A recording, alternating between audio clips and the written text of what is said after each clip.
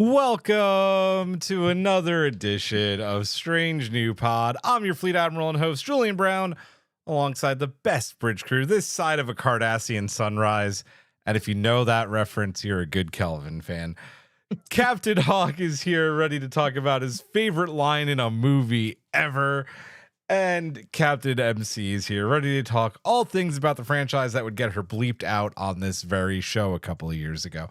So we're back. How we doing, guys? What's up? I'm very happy. Yeah. I'm glad to hear it. Dana in the chat said, I'm ready to talk about how cute Chris Pine is for 3 hours. I mean, he is a looker. Those eyes get you. They get you. I'm good too. We got a new pup. I can hear him wrestling outside with Miles right now. He's very cute. Kobe. Dana in the chat is also wildly responsible for Karen and I coming home with the dog on Sunday. So if you want to blame someone, also blame her. This week, we are not here to talk about my dog, even though he's cute as hell. We are here to talk about the Kelvin universe because 16 years ago, JJ Abrams kicked off what is known for now, hopefully, as the Kelvin trilogy. I say hopefully because we all want a Star Trek 4. We're going to go through the best, the worst, the moments of the franchise. with your thoughts on lens flares and con sprinkled throughout the show. No one actually talked about lens flares, but I might. But before we get into that, Hawk, please thank. I'd love to. Please thank our amazing Patreon Collective members at the Ready Room level and above, please. Thanks once again to Simon Stager, Jeff Reeve, Mariah Gossett, Tallulah, Jen Stein, Tina Alexander, Joe Saporito, Noe Santos, Kang Wee, Takako Nagumo, Fernando Nogales, SMK, Colin Davidson, Shatterhand 2049, Chesco, Michael Graham, Emily and Travis, Maggie Light, Wayne Ritz, Skona Vark, Sean, Jay Howard, Malali Uchiyama, Matt Harker, Joshua Lewis, Tara Pollen, Slope 74, Rude Parakeet, Aaron W. Congrats, Aaron W. this week. Carl Langoli, Michael Kwan, Caitlin, Elizabeth Dean, Jim McMahon, Sedano, 317, Puka Hair, 3 Fries Short, Cat Tip, Tripping the Reed Alert over a Pineapple, Sean Manning, Asher at the Bat, Chris Waterman, RHCB, Martin Simpson, Norman Buckwald, David Prime, Hildebrand, Taryn J. Robinson, Rod Grinner, Eric the Red, Trouble, Jamie Roberts, Honeyberry, Paul Taylor Pitt, Brett Jones, Michelle P., Margin Walker 82, Melissa Bartell, Jesse Robbins, Kim, and Chris Finoglio. Woo woo! Thank you to our amazing patrons. And yes, Aaron is the brand new showrunner of a new Netflix series coming out, when he starts making it, which is awesome. Congrats to Aaron. Very, very cool. A big thank you also to our Badmirals, our EP, Simon Stager, Chris Waterman, Tara Poland, Brett Jones, Dana, Matt Harker, and Jim McMahon. You guys rock. You guys keep our Dreadnought class Vengeance ship hidden away behind the rings of Jupiter, or not the rings of Jupiter, but the gas, whatever. You're blending movies now. I'm blending movies and I'm blending planets. You keep our red mattering. I like it. Colin's here. Hello, all. Glad I'm almost on time. You right after the patrons. It's perfect. Let's get into some quick news. Alternate Space Log 2, that is Giraffe and Amy Imhoff's new podcast that is on the, I guess I'm going to start calling it the SMP network now. That is Giraffe's interview with our dear friend Jessie Earl. Some of you know her as Jessie Gender, talking all about her film, being, a big voice in the trans community, and a whole lot of other things. So, Kang in the chat, hi folks, anyone watching the pod to a Beastie Boy soundtrack tonight? I would, but it would be really distracting. I'd like to, though. And we can't play it because we don't want copyright infringement. I will do my one and only, and these guys are gonna roll their eyes at me for a second, because off mic they just dealt with 25 minutes of me just like gushing over Andor season 2. I did get pre-show hyped listening before I came on with you guys to the wedding techno track. So yeah, I'm ready to go. That was my pre-show warm-up. So yeah, go listen to that. That is episode 2. We have another great episode coming for patrons next week of that. We will maybe give you a hint of who Giraffe interviewed in the patron chat on Discord. But we have a couple of good episodes of Alternative Space coming up as well. So be on the lookout for those. And then also yesterday, I stayed up very late because it was really fun editing and posting the finale to our first ever Star Trek adventure with the Patron Strange New Adventures crew. It was a lot of fun. I got to put in a lot of really fun sound effects. It's awesome. Go listen to it. The crew do some wild ass shenanigans to finish this adventure. We are recording a kind of an epilogue / prologue to our next adventure this Sunday.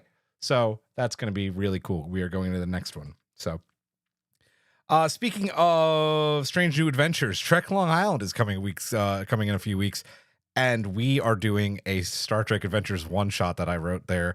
Night of the Living Moopsie. That is going to be a blast. Get your tickets for free because we're giving away 4 passes. We haven't heard from anyone. If you're planning on going to Trek Long Island and you're one of those people that still haven't bought your passes, we have some for you. I will give you a new keyword. DM us on our socials, either Instagram or Blue Sky, and DM us the passphrase Kelvin, and we will, the first 4 people, you'll get a pass to Trek Long Island. Speaking of giveaways, Thanks to the good folks at Paramount Plus, we are giving away a copy of everyone's favorite movie, Section 31. This is for you guys. Yeah. We are giving a copy of this away. And just like last time, we'll have a post with our blog post about the giveaway up tomorrow. You can reply to that on our social medias with your favorite Section 31 moment throughout Trek. It doesn't have to be from the movie. Just your favorite Section 31 moment from Enterprise, TNG, well, not TNG, DS9, Discovery, and all of that. So send us. It could be from the movie too. We won't not take movie submissions. If you're in the Discord collective, you can get a head start and post your favorite Section 31 moment in the mailbag as well. We will do the drawing for our Section 31 giveaway next week. Thank you, Paramount. Think that's Heroes it. and villains. Thank you, Heroes and Villains. I'm wearing a Heroes and Villains shirt today. I thought it was appropriate. Vulcans cannot lie. Which is a lie. Which is a lie. They lie all the time. Get your first order there for 20% off using our code STRANGE or imagination. No, it's strange. Strange. Strange. Yeah, get 20% off your first order there. We are still waiting for information about the new Canada website that's live, so stay tuned. Any news on your guys' front? No. Cool. Nope. All All good no, here. good. Then let's do the strange new loop. So, it's no secret that Star Trek 4 is in developmental hell. It may actually be in the 10 stages of hell at this point. It's in purgatory. It's in purgatory. It's not hard to believe that the entire cast may not be able to return at this point. They're all doing different things. I know they wanted Chris Hemsworth at one point. He's back doing Thor with like Avengers. So these like cast members may not all be able to, like Zoe Saldana is a Oscar winner now. If you had to recast one Kelvin character, who would it be and why? And bonus if you know who the person is that you would recast them with. I mean, I feel like Khan is the free space here. I was thinking more main characters. Main characters. It's a That's hard a one. hard one. It's a hard one. That is a hard one. The easy answer, Chekhov. Yeah, Ooh, but I don't think they would. do it. I know for all those reasons and that not to. My only reason for doing that, in some sort of like multiversal grab, they've done it to Harry Kim, so It's true. But there's something incomplete about the crew without him, right? That's fair. It's true. Possibly, Yeah, that it kind of maybe is that shadow that looms over the production of of the development hell that Star Trek 4 is in. It absolutely has. And I actually think them trying to recast him might completely bury the movie because I know how close the cast is. Which is one of the reasons why I have so much trouble actually recasting any of them because they did become very close doing the movies. Also, this cast is just so perfect. I know. I mean, it's hard to pick. Like they're not just little pawns you can knock off. They worked really hard throughout 3 movies getting these characters right. and I can understand the whole idea of recast Zoe Saldana because she just won an Oscar and she's really busy. But as we found out, winning an Oscar is a really fast way to get a Star Trek movie made. This is true. We have one available. Oh boy. So I guess if I was going to choose a tough cut, I'd say recast Kirk. I don't quite know with who right now in the moment in that, but I think recasting Kirk, would be a bold choice in that. Plus, I think Chris Pine is doing great without it, but for tough choice, I would go Kirk. Okay. Possible candidate, Ryan Gosling. Yeah. Ryan Gosling. Interesting. I like it. Yeah. Right? Yeah. Okay. All right. Matt Harker was asking me if Section 31 was burning in my hand. Just like a little bit. Just a little bit. Hawk, I'm just gonna go off on your check off thing. Mhm. real quick. I think he might be too old for it now, but if they had decided 2 years ago, you know who would have been really good, even though he's not he's not really Russian. I think Tom Holland would have been great in the role. Tom He's Holland got would that. have been good. Yeah. He's got that baby Oh. face, and he slightly resembles Anton. Right. So Yeah, that's a good pick. I would actually say controversially, if we were to like replace one of the characters, I would not go with a recast of their character, but I would like replace them with another character in Yeah. Trek canon. yeah, fair. Like maybe like get a George Kirkin or, you know, something like a Christine Chapel. Yeah. You know, like if Yeah, we're yeah. not Maybe able to get Carl over and he's too maybe busy even with a the Riley. boys, we get Mbenga, we get Chapel or something like that. But then, of course, we start to get into Strange New Worlds territory. Yep. True. By the way, I think Chris, Commander Chris, one of our bad admirals, is in my head because when you were talking about Kirk, he said John Krasinski, and John Krasinski was my first thought for Kirk. Yeah. So, Kang also writes that Tom Holland is as Russian as Walter Koenig, so why not? yeah, Good point. yeah, true. MC, did you actually choose one yet, or are you just kind of beating around the bush?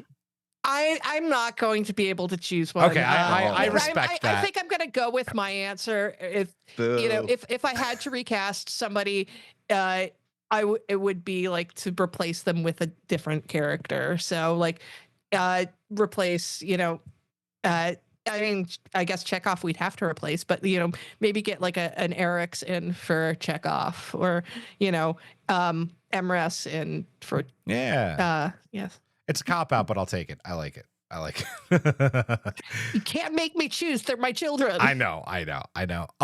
This is gonna be controversial, but if I would replace anyone, it would be Zachary Quinto as Spock.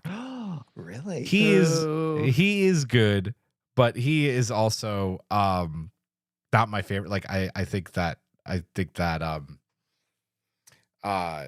help me, guys, please. I'd say, you know what? Classically, if you're casting Spock, you need the gravitas voice, right? You know, Yep. something definitely low, something a little sandy, you know, sounding. Yeah. Probably my only gripe with Zachary Quinto in that vocally, you know, He's got a baby voice. He's got a baby voice. Yep. You know. Yeah. I quit. She's like, peace out. Ethan Peck is, I think, just so good in the role. Yes. And Matt is saying like maybe Sam Witwer for Spock, which I could totally see because Sam Witwer does have a very gravelly voice. He's done Maul, and he's done Maul like, so well. He is a voice actor, so he can is. do whatever voice he needs to for Spock. Yeah. So yeah, I know MC wants to. Yeah, I know. Put the phaser on kill for me right now. I have to go. I'll get back at you someday. Someday. Oh man, this was fun. This was really fun. I hurt MC's feelings and she copped out, so we're square. This is great. Let's go into our very best and very worst, though it's probably just somewhere in the middle of the Kelvin trilogy. By the way, I think I mentioned at the top, but I will mention it one more time. We did 15 years and we did another retrospective of 09 last year. And this is 16 years.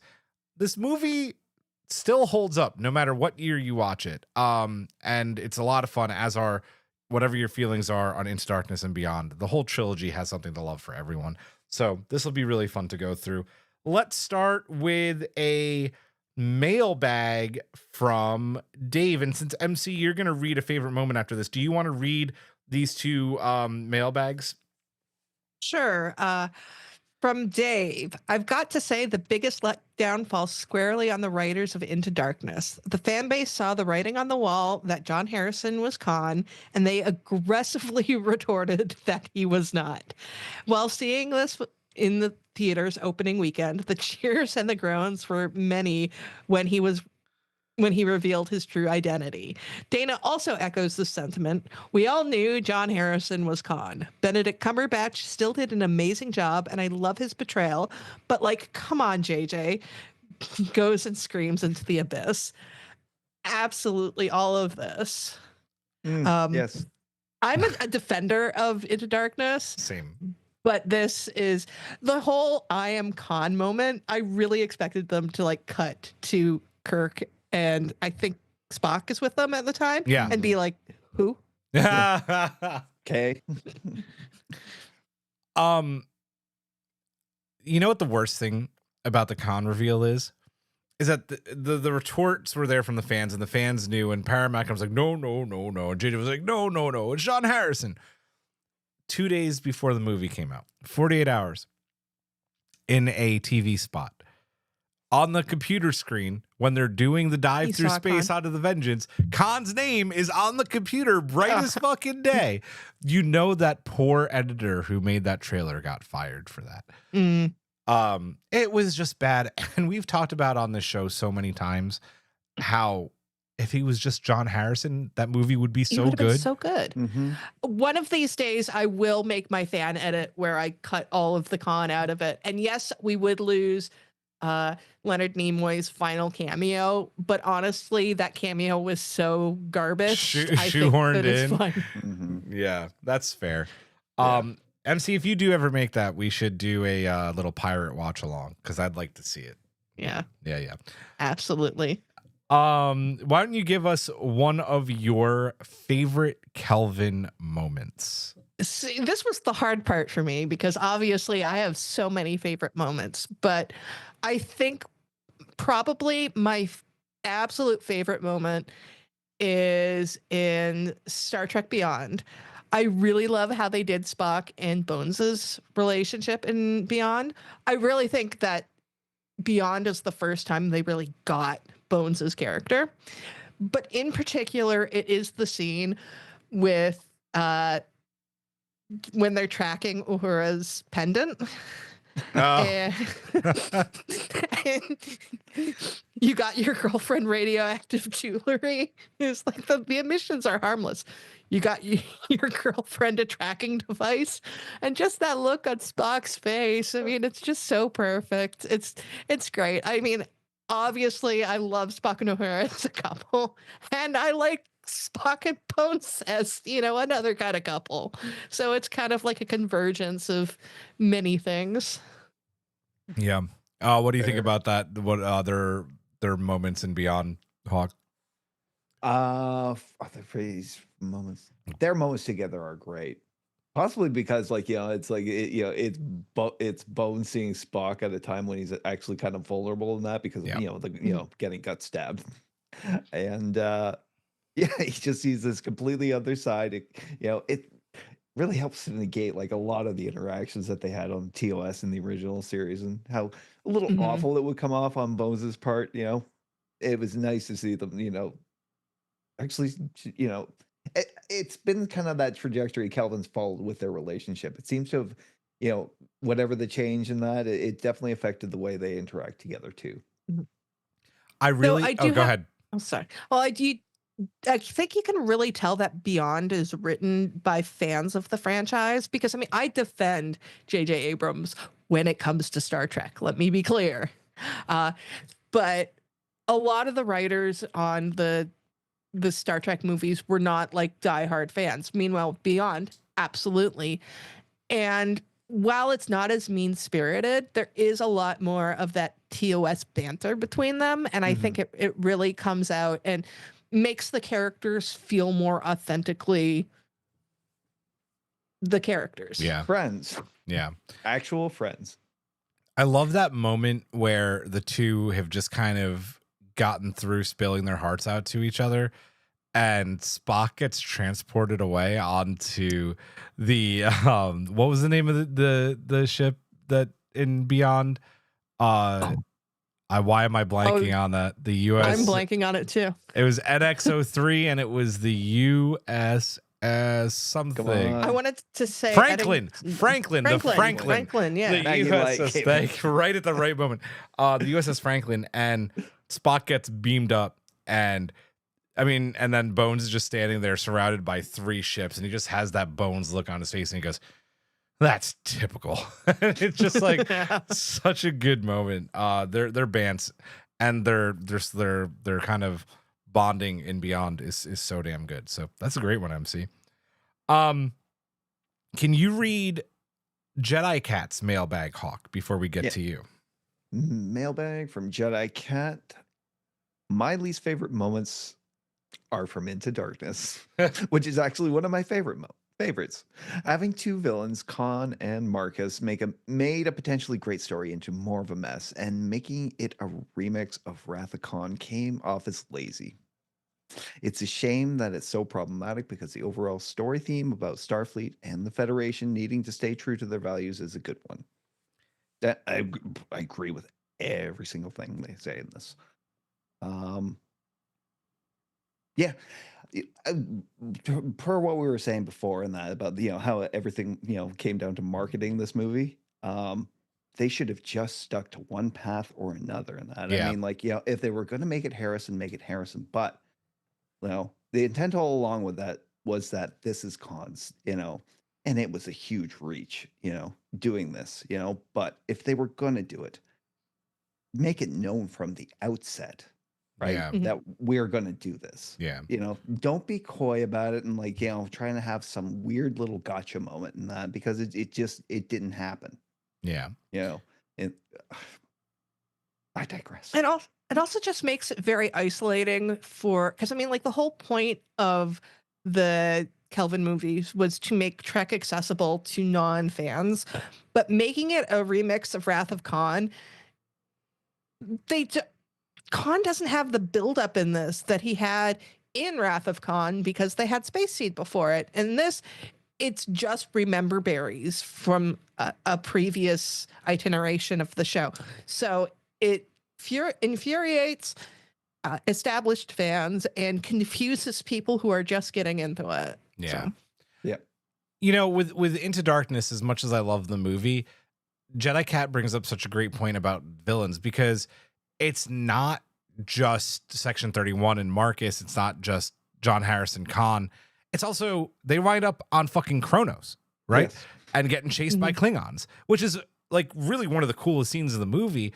But also, this could have been an allegory or like a story about war, and they could have gotten rid of Khan and made this like a Section 31 Klingon, like, I don't know, like what's the word? I'm like warmonger type of movie coming from like Marcus, right?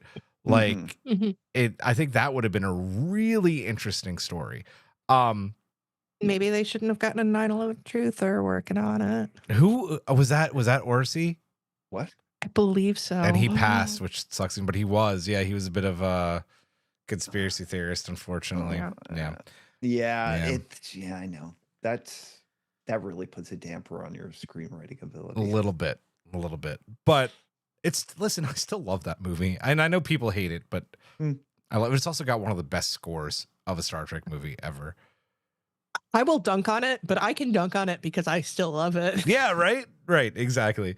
Hawk, no, production on those movies impeccable. From the editing, sound, camera work, great. Yeah. Score, no less. Yes. Yeah. Hawk, let's get a favorite moment from you, sir. Oh, come on, you already know what this is. Well, we need to have it. Need it. It has happened. I watched it happen. I saw it happen. Don't tell me it didn't happen. Like, how do you get a better moment out of that movie? Nero, for my money, is as great a villain as Khan. I agree. Yeah. Motive's so simple in that. But I did watch this little video before we got on from E.C. Henry.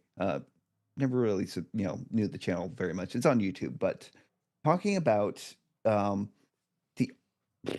story, that the kind of subtext of that story in regards to Spock and to Nero, how they're basically two sides of the coin, right? As far as like Vulcan Romulan connections. He talked about basically how philosophically they went in different directions. Vulcans,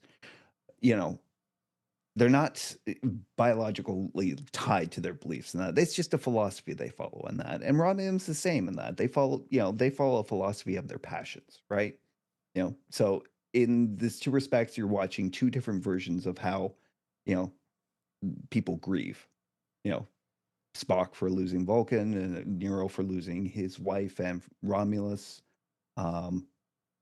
Really good video, but like I've talked about Nero so much and that it's hard to find new depths to plumb from it, but I can throw some new stuff out in terms of Please. Nero. Nero is really interesting as a Romulan character because he's so different than any Romulan character we've seen before. There's no subterfuge to him. There's No. like that Romulan hat of we're all about spying and, lying. And it's like, no, he is just right out there. And I mean, that's not even a result of him being this grief-stricken, bad guy, because before that he was a miner. Yeah. So it's really interesting to have this new character, this new type of character, and because we've gotten that with other species before. We've gotten Ferengi doctors, and we've seen Klingons that are not all about the honor, but Romulans kind of always do have that Romulan hat of, we're going to go lurk. And Nero was kind of a refreshing change on that. I do think the only thing holding Nero back was that they cut so much of his backstory out. I really think that they should have not lost their nerve and taken all of the stuff on like Rapentha out. Yeah, they shouldn't have ever cut that. I get pacing wise it maybe doesn't work, but like those scenes were good. Those scenes were good, and it would have made him a much stronger character. Not to plug myself, but go to my YouTube channel. I have an entire video on how 2009 could have been improved. You brought up one of the best points in that about why he's such a good character is because he's basically just like a working class hero who got screwed over by believing in people, believing putting aside all those those long held suspicions and that to trust somebody, and he was just caught up in it, and his wife got caught up in it. And yeah, like I said, Rob, he's very disciplined person in that. Like the Rura Penthe stuff and that, surviving a Klingon prison planet and that just to wait for that opportunity. Mm-hmm. Like he's an incredible character. Eric Bana, really brought the hell out of him. I was gonna say, Eric Bana. No one else I think could have played the role the way he did it. Like, one of the best things about Nero in 2009 is that he's also just so exaggerated in a good way, right? Like every line that comes out of his mouth has this like gravitas, and like one of the great moments is just like the no bullshit. It's like when they attack the Enterprise and he's like, "Hi, I'm Christopher Pike, Captain Starship," and he goes, "Hi, Christopher, I'm Nero." It's just such like no bullshit. Like we're gonna get right to the point, and I really like that. And the accent he chose for it. Yeah. Right. It's gruff. It's probably the poor side of Romulus that we don't see. Yeah. Yes. Yep. We stand apart. Yep. Loved it. Great choice, Hawk. I'm gonna read a mailbag from NYRLite. Least favorite moment was Kirk getting command of the Enterprise at the end of 2009. It didn't feel deserved yet. I'm just going to go right into mine because I'm going to echo exactly what NYRLite said. That is definitely my least favorite moment from 09. I think that Into Dark, if we talk about all the reasons why Into Darkness could have been so much better, I think Into Darkness would have really been a better film if Pike is still in command of the Enterprise at the beginning of that film, right? And Kirk's his first officer. He finds a way to disobey him and still do that whole cold open. That's brilliant. And they go through all of this and they're talking about him maybe having to leave the ship, and then Pike dies. I think, and then Kirk has, it would just make so much more sense to have command thrust on Kirk in that way. He's been on the ship for a couple of years now. Pike is, dropped all the knowledge that he possibly can on him. And then the father figure that he needed gets killed. And Marcus, seeing an opportunity, is the one that promotes him to captain to frame him. It makes for fucking great storytelling. And unfortunately, they're just like, you didn't even graduate from the academy yet, and you're a captain. Congratulations. And you were still on trial for cheating, so... Which is, but he still gets accommodation for that in the Kelvin verse, in my opinion. So we won't talk about that. But still, like, come on. He didn't need accommodation. He got a captaincy. Yeah, Yeah, he right. did. Exactly. I mean, in his defense, it didn't help that the large section of the fleet was wiped out by Nero, and given the fact that one little ship was the one that made the difference, you could kind of give it a pass. Starfleet needs their poster boy. What bugged me was Into Darkness, and that where they needed to create a situation to remove him from the captain's chair, temporarily for pretty much like no reason. He was back in the chair in that before. Oh, it was so ridiculous. Yeah. Lickety Yeah. split. Yeah.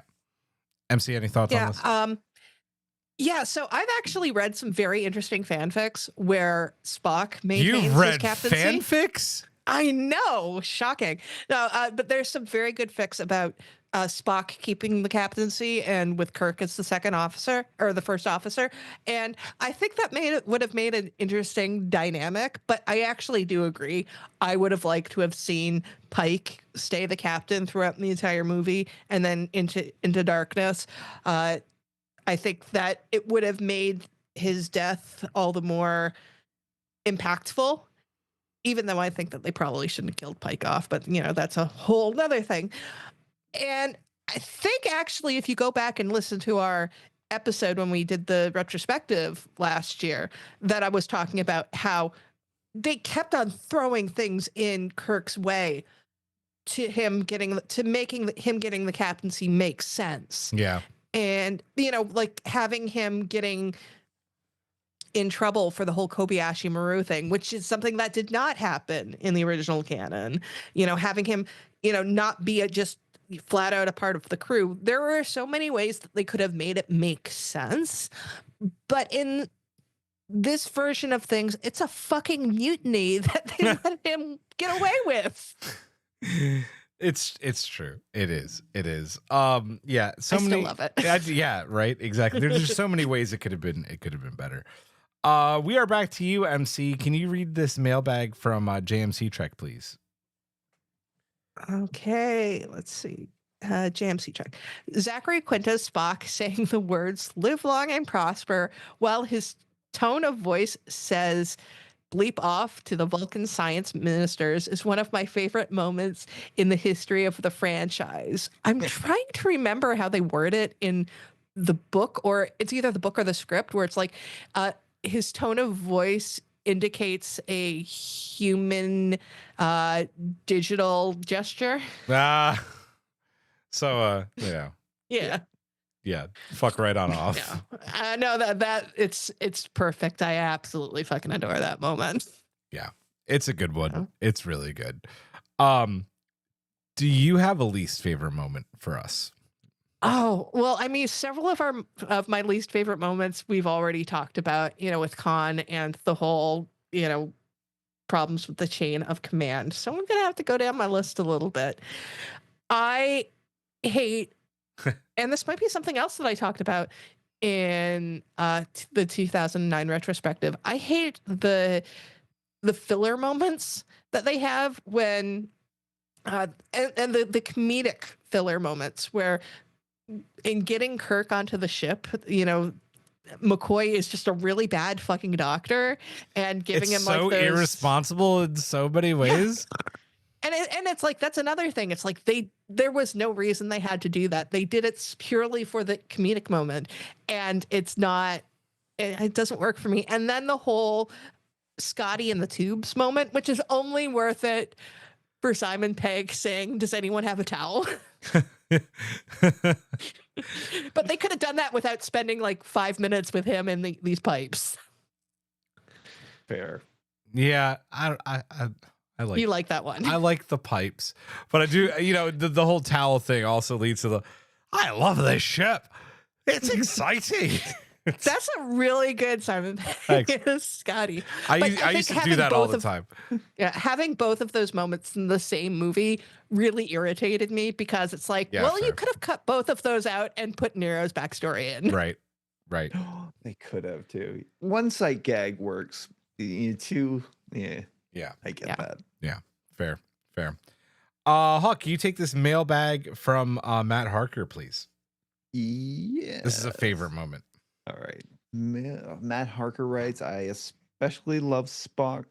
let's see. Okay, it's a very short one. I It's especially short. love Spock, Scotty, and Bones portrayals. Yeah, agreed. Yeah. Love the Yeah, casting. they are fantastic. I actually prefer. I mean, I always feel bad for saying this. Scotty is my least favorite character in TOS. Part of the reason for that is the episode Wolf in the Fold. I will never fucking forgive it. And so Simon Pegg's Scotty really does help.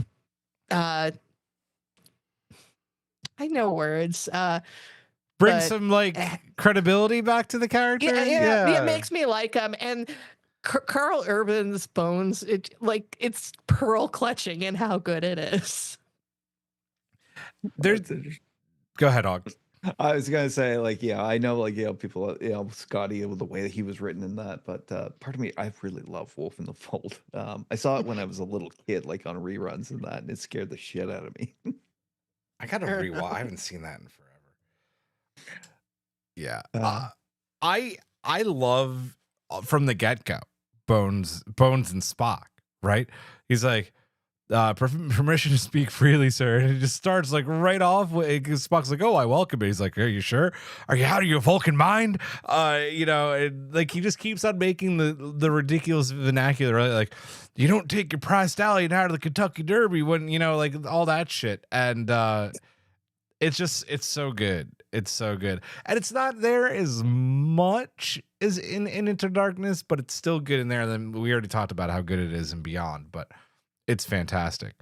It's also the gym. I won't talk about this yet because it's one of my favorite moments. So I'm going to get away from that. Fair enough. But can you give us a least favorite moment, Hawk? Okay. So one of my least favorite moments was the whole chase scene on Nibiru, and that involved yeah. How dare you? Just the gay gasp that came from Julian and I. It was one of my first big indicators that there might be something, this movie might not be as good as I think it's going to be in that, because, just the whole pull from Indiana Jones and Raiders of the Lost Ark with it. Are you kidding me? I know. But it was very, it's the same feelings that, MC had regarding, the sight gag moments and that. I kind of had for this. It seemed like really needlessly actiony for him, and a little too buddy cop thing, with the banter back and forth constantly and that throughout the chase. It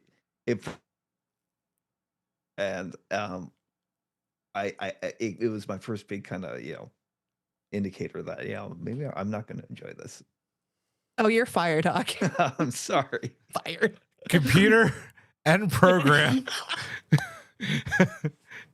Well, maybe Hawk's not a hologram. Well, Dana in the chat said, "How dare!" Oh, I get a freebie here then, because this is going to be one of my favorite moments, Hawk. It seemed like such a borrowed idea. This is so good because you get the bad robot titles with the music, and then it just fades, and then you get that beautiful little pop from Michael Giacchino, the bum bum bum ba-da-dun, da-da-da-da-dun, da-da-da-da, and it's so good. And then you have Bones being like, man, you just stunned our ride. That was our ride. And Bones like, I hate this. And Jim's like, I know you do. It's so good. It's so Kirk and Bones. I'm getting too old for this shit. Yeah, it's great. It's like Lethal Weapon. It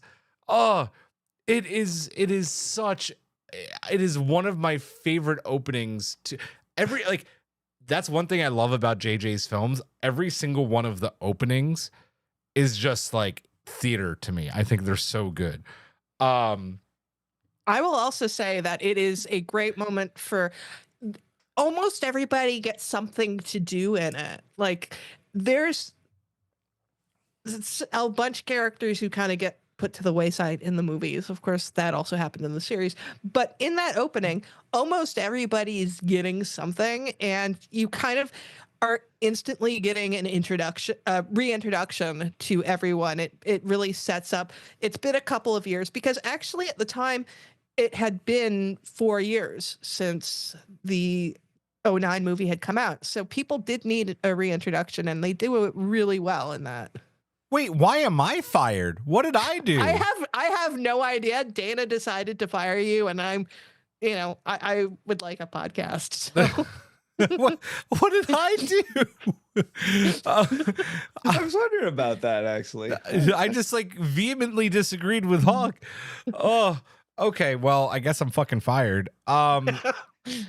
Hawk. No, you're not, because I don't have the energy to do what you do for the podcast. Hawk, you need to report to the brig, man. Oh, I'm so sorry. The music alone. I know, so good. Is so good. Thematically, it kind of fits because, like, okay, production wise, like, I've got no complaints. Very well filmed, scored, everything in that. Blah blah blah. But that idea, like. We talked about it being remixed in that, and it's like, it's like remixing a lot of different stuff into it, it's like he definitely borrowed it from Indiana Jones, and then, like, isn't that a compliment though? Not to keep disagreeing with it, but isn't that a bit of a compliment?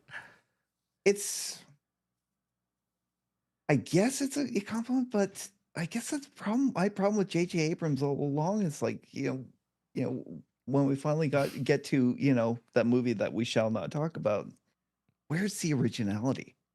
Like, 2009 succeeded on his original vision, original script. There was no reason to go boring. The guy's talented, and he surrounded himself with some talented people. In that, give us some original stuff. All right, okay.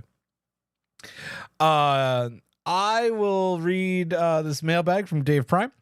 My favorite moment would have to be when Kirk beamed back from the Fibanon fiasco at the start of Beyond. The quick quip about him tearing his uniform again was pure genius. A subtle diss at the number of times Shatner tore his uniform in the original series. Yeah, it's again, like, the opening to the Kelvin films are all, like, fantastic, in my opinion. They're bangers. They're bangers. They're also good. And this is just like another example. I absolutely love when he opens up his closet and they're all just like the neatly pressed uniforms in a row. It really gets that whole monotony thing by just like in this one shot. Cinema. And I like the Regulation Starfleet mug as well. Yeah. My next favorite moment is gonna come, or I guess this is my first favorite moment, or second now because I disagreed with Hawk. Comes from a few moments after this.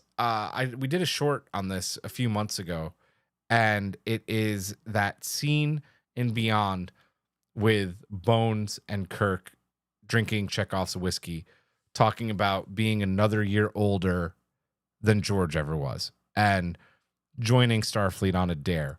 And Kung said it earlier in the chat that Beyond was the first time I felt that Chris Pine embodied Kirk. And I have to agree, this was the first of the JJ films where I really felt like Chris Pine really embodied everything that Jim Kirk was.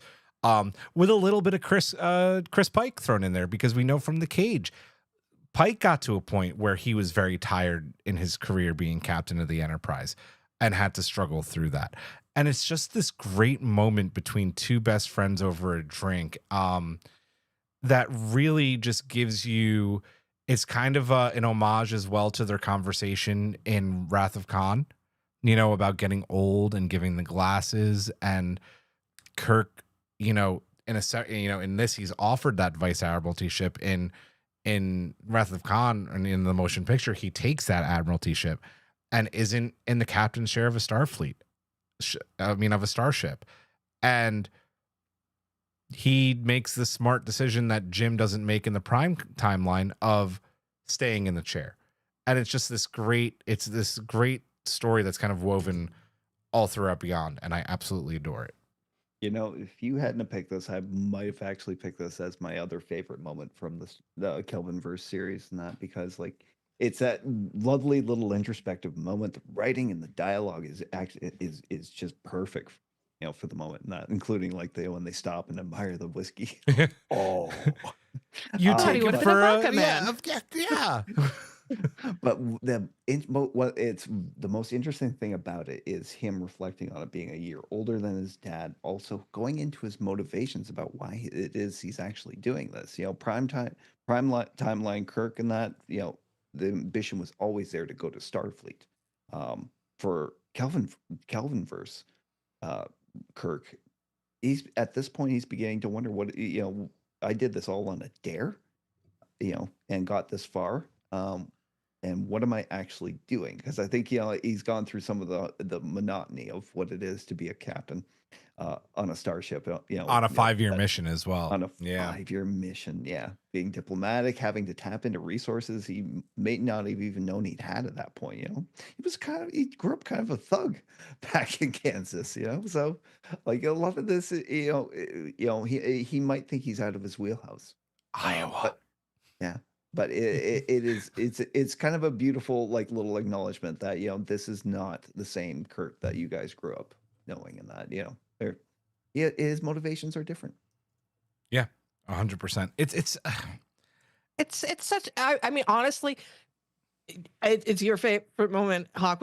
It was almost going to be one of my favorite moments until you said it. It's so good.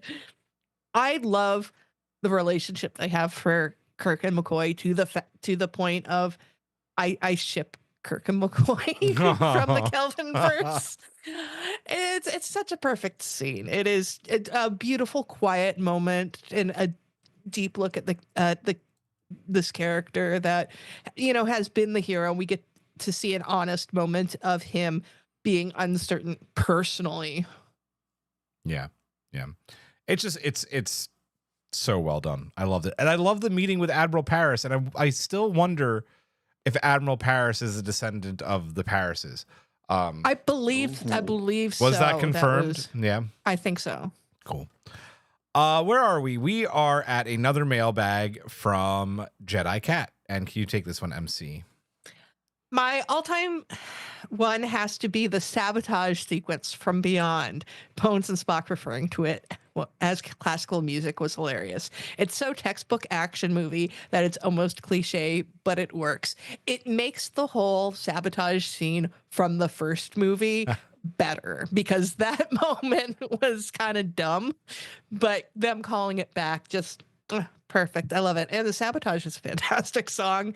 JJ Abrams, for anybody who knows, is a gigantic Beastie Boys fan, to the point that the members of an entire species in the Star Wars sequel trilogy are all named after Beastie Boys songs. Oh. So I'm only surprised that they only used the one, but I guess they couldn't use Intergalactic because Spock is mentioned in it. Oh, yeah. The Intergalactic's such a good song, too. It really is. Yeah. Yeah. But yeah, no, the sabotage sequences and the way they cut it with all of the bombs exploding, is so good. I like the scene because you have that line from Jim where he's like, it's a good choice, right? And he's also like tapping his foot to the beat, and you see like little headbangs from like Sulu and Chekhov at the helm. Like it's really good. It's a great scene. It shouldn't work in a Star Trek movie. And it does. Absolutely does. Yeah. To the point, I have a headcanon now that Kirk sometimes plays music on the bridge during boring things. I would assume. Okay. You can't tell me that in the Star Trek universe that bridge is always silent. There's got to be music playing in the background. Like I bet you Janeway put symphonies on, when it was like some crazy downtime. Kirk was like definitely rocking some Beastie Boys, not like turning it up to 11, but there's music on the bridge, guys. Yeah. I mean, like it's the whole conceit that they don't put it on because it would be distracting on the show. But it's like, it's kind of like how it was only until Lower Decks that, they confirmed that they were fucking on the holodeck. Yeah. There's some things that don't happen in TV. Listen, in Night, we just talked about that episode last week, Harry's literally playing his clarinet on the bridge. So yeah, it's fine. It's fine. MC, could you give us another favorite moment? This is going to be, like Hawks, a very controversial favorite moment. Oh boy. One of my favorite moments is the Spock and Uhura subplot specifically in Into Darkness, which I know a lot of people dislike. No, I think it's good. Yeah. Well, there's a lot of people I who know think there that Uhura is the nagging girlfriend through it, and I feel it's a completely misunderstanding the whole thing that's going on. Part of this might be because I've read all of the ancillary media that comes with it, where they firmly established that Spock has a death wish, and this is not the first time that he's put himself on the line because he wants to die because of his survivor's guilt from everything that happened with Vulcan. And just everything that happens throughout this storyline. I love the scene on the turbo lift with Uhura and Kirk. Chris Pine has this one line reading, which is particularly great when he's like, "Are you two fighting? My God, what is that like?" It's so perfect. And then finally, when they reconcile because Uhura has gotten herself into danger and Spock has kind of realized what he's put her through, when she just kind of turns to him and she gets up on her tiptoes but does not kiss him, and then he leans in. It's so sweet, and it's like one of the sexiest kisses that there has ever been in Star Trek. It is. I love that moment a lot. It's great. Yeah. And the fight on the Klingon ship is so good, and Jim is so awkward. Like, I don't know if I should really be involved. Like, yeah. Oh, it's like no, it's fine. We'll just But I mean, it's like, how many times have you gotten into a fight with a significant other while you're on a trip somewhere? Yeah, been there, done that. Yep. Yeah. So yes, that's my favorite moment. And I mean, I'm just going to say I restrained myself in only having one favorite moment, which is Uhura. Fair. I mean, like the other one kind of is a little tiny bit. Fair. Hawk, any thoughts on this? I mean, it's nothing particularly stands out for me. God, I mean, like there. Yeah, no, I don't really have too much to say. That's okay. You don't have to. We're still gonna hand it over to you. Can you read this mailbag from NYRLA, please? Yes. My favorite moment is the opening of Star Trek 2009. They knew they had to draw fans into the reboot, so the great music and the great performance of Chris Hemsworth on the Kelvin really sold it for me. Yes, best opening ever. Come on. Yeah, doesn't even come close. I think somebody's going to be talking about this at Trek Long Island. Don't worry, I was going to be getting to the shameless plug. Oh, yes, Julia. Well, I mean, I did it for you so that it would, Thank you. Yeah, so totally shameless, not shameless plug. I am doing like a TED Talk / film lecture. I think it's going to be a really unique and fun time at Trek Long Island. I hope everybody comes, on how this is not just the perfect opening to a Star Trek film, but how it is the perfect opening to a film. I think of like in film, I think it is just the perfect opening to a movie in my lifetime that I've ever seen. And it's its own movie. Yeah. And I think it's fantastic. And I think there's a lot of things to talk about with it when it comes to acting, visual effects, music, the use of sound in that opening there. It's just so dynamic and so interesting. And I can't wait to get people's opinions on it. We're going to watch those like 12, 13 minutes. It's just insane. It was just a grand reintroduction to the series, and that only now we get that 9-year gap between the last Star Trek movie output, Nemesis. Yeah, was that 2002. 2002. So like 7 years. Yeah. 7 years. Yeah, that's 7 years. Technologically and cinema, and that was a big chasm. So we get the familiarity of the old series mixed in with the physics of today, so it just informed everything from camera angles to out in space, like no sound.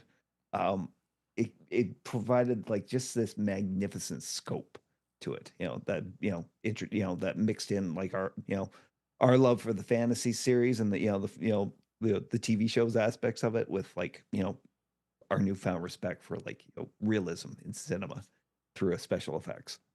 And Hawk, you just said the perfect word. That opening is pure cinema. Yeah. It just is. It just is. Come to my panel. It is on the last day of Trek Online. It is on Sunday. So come check it out. I really can't wait to just talk about all the things that make this opening amazing. And then I accidentally put least favorite, but Hawk, can you actually give us a favorite moment, please? Ooh, another favorite. I don't know if you had a least favorite ready to go, so I apologize if I threw you for a loop there. Yeah, I know. There's so many least favorite things I could talk about. Let me see if I can think of another like my favorite. I mean, do you want me to do it? I could do another one. if you had least favorite ready, you can go with that. I didn't want to make it uneven, but you could totally do that if you want. Not favorite. God, I had one. I think it was kind of mixed in with what I just previously talked about, but definitely one of my favorite moments is the end of Star Trek 09. Seeing the tiny little Enterprise in that, like, hurling everything it had at the ship, at the Narada, as it's sinking back into the hole. It was a whole thing about perspective. It looks so tiny in that, but at that moment, it was that was the Enterprise of legend, and that just fighting its way out of like an impossible situation. It was just beautiful to look at. And the scene previous in that, when you see the ship rising out of the dust cloud, and that Talking about cinema. it's the one thing I will never take away from JJ Abrams, and that is just the scope of the vision that he had going into this. He made everything look beautiful. And it's the only word I can use to describe it. Everything looks beautiful in these films. Yeah. I also love the moment when you're talking about this, Hawk, where they're firing everything and then Jim stops. He's like, surrender, we'll bring you back. And Spock's like, Captain, what are you doing? He's like, oh, empathy, Spock. I thought you'd approve. He's like, no, not really.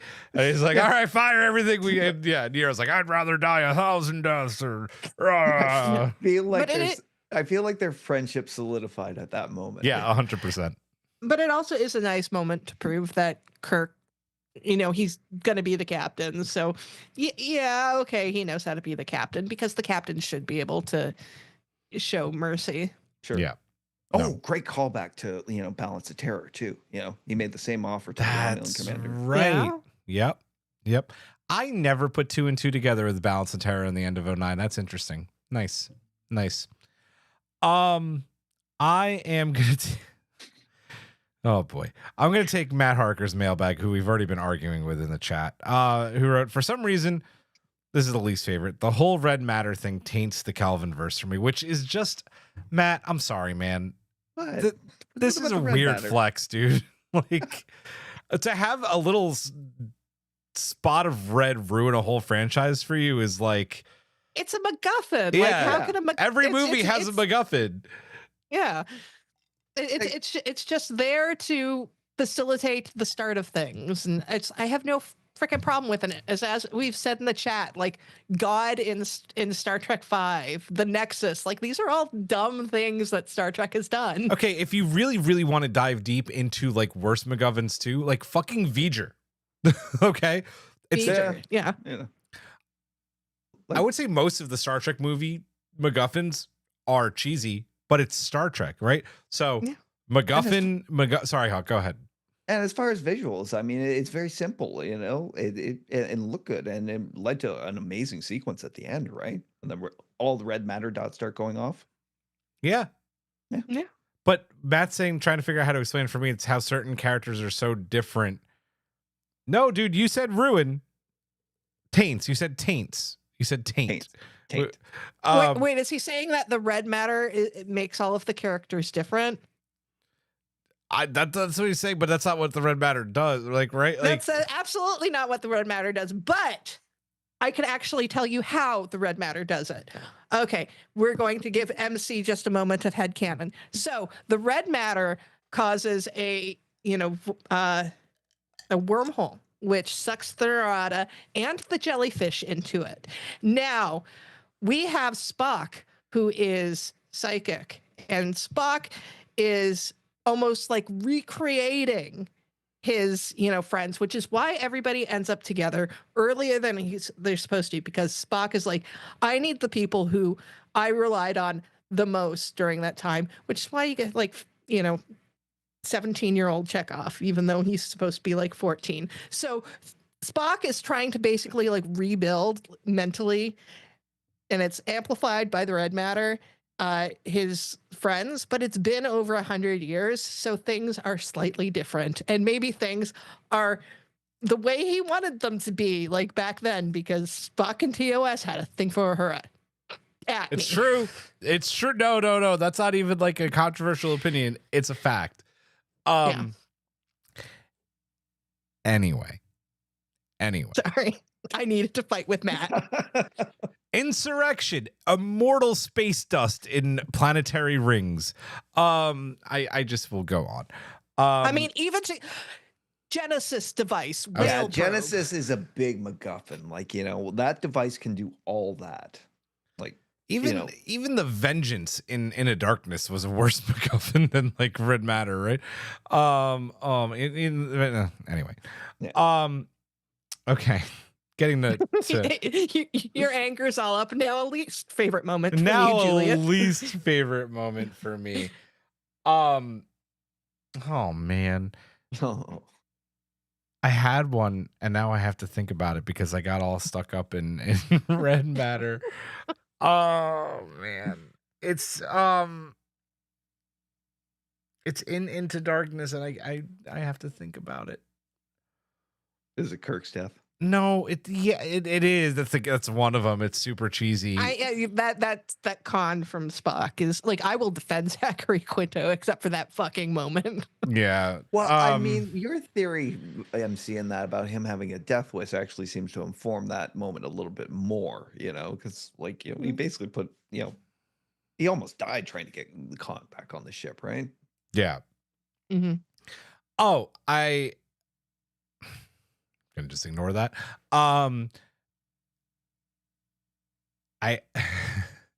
Marcus in Into Darkness, just playing like super loose with Section 31 is a choice, right? He's like, oh, it was a secret division of Starfleet, Section 31, which, listen, like, not a lot of people know about Section 31. Discovery kind of opened it up a little bit, but still didn't. It was still pretty secretive. Like, DS9 did it really well, and Enterprise, I think, also to a point did it well. Marcus just shouts it to the world, Section 31, Yeah. like it, covert. Yeah. Oh man, it was just it was not great. And then, Jesse, I was debating whether to make this one of mine because it is one of the worst moments in this entire trilogy, so I'll read yours. I was late. Did anyone talk about when the Admiral's daughter takes her clothes on Marcus in the shuttle with Bones? Underpants. Undies. We need to have a sexy scene, so we have a sexy scene in Into Darkness. I honestly, that should have been one of my least favorite moments, because not only do we have it in Into Darkness, but we have it in 09 as well with Uhura in her underwear. It's like, for some reason, and I will always say it like Ben Savage from Boy Meets World, underpants. I just can't with it. No, it's awful. And I feel like they only put with Carol in for the trailer. Yeah, that's it. That's it, because it had absolutely no impact on the story whatsoever, Yeah. Yeah, I mean, like, Alice Eve has a wonderful body, but I Sure don't does. need to see it. Yep.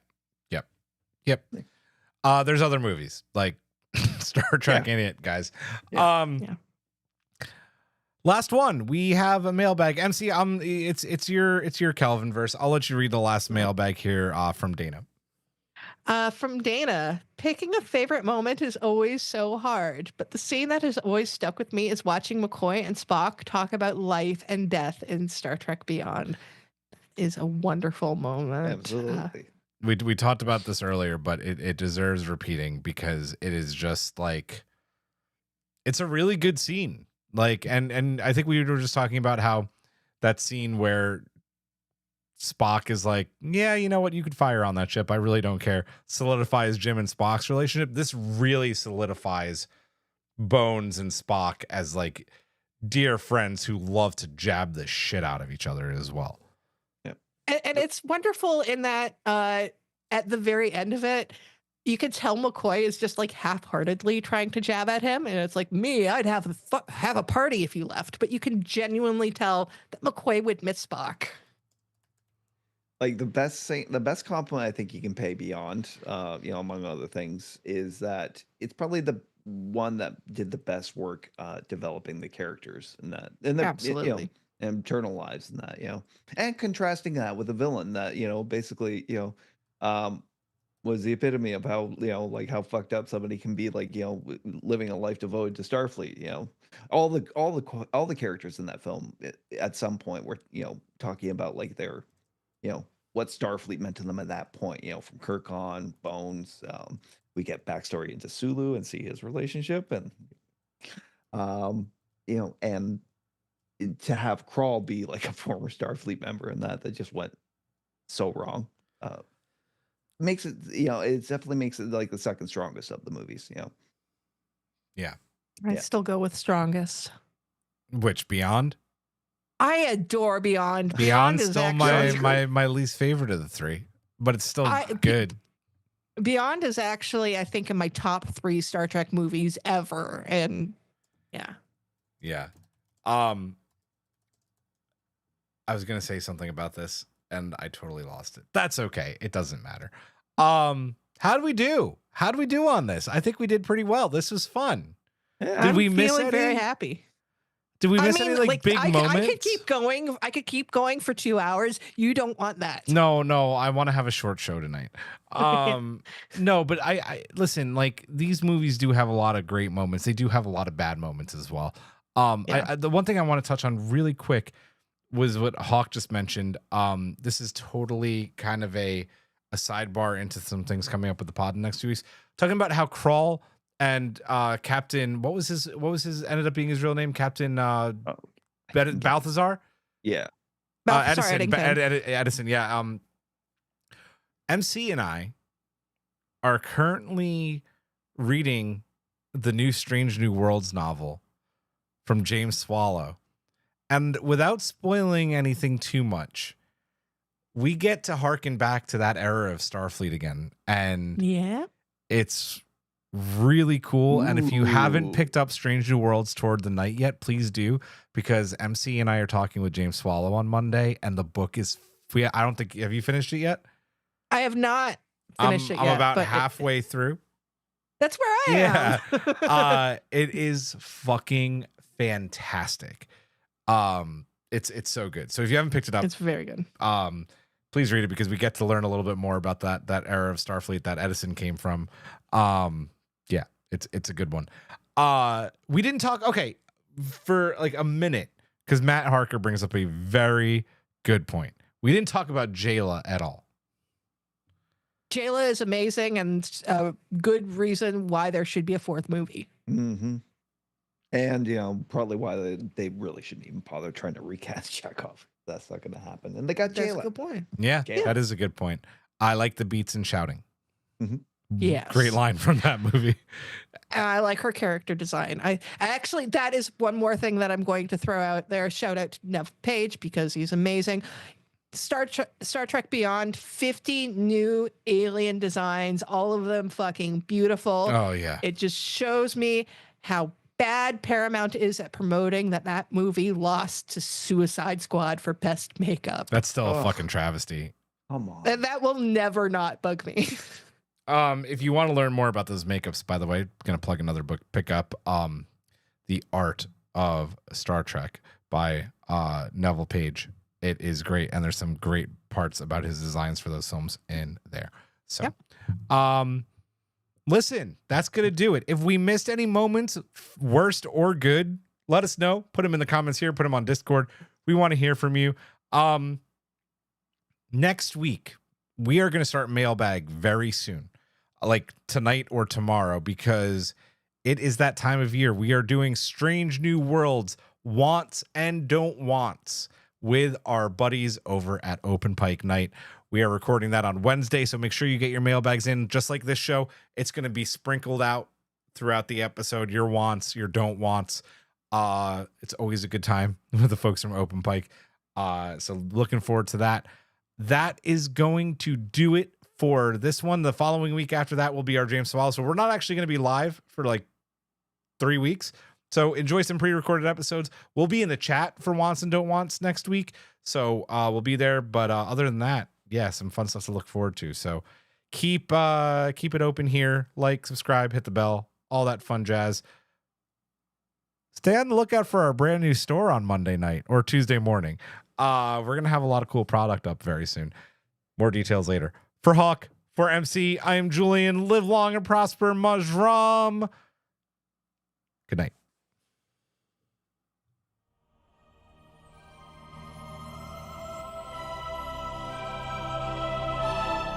Thanks for beaming into our podcast today. If you want to keep the hailing frequencies open, you can subscribe on Apple and Google Podcasts, YouTube, and Spotify. Like what you hear? Put in a good word with Starfleet and leave us a 5-star review.